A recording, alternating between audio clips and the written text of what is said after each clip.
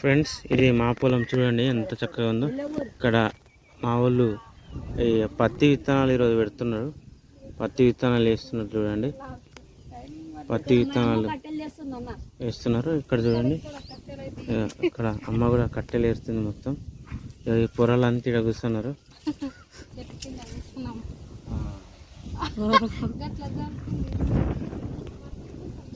సరే చూడండి, మంచి గాలి వస్తుంది. ఇక్కడ చెట్లు ఇవన్నీ మంచిగా ఉన్నది.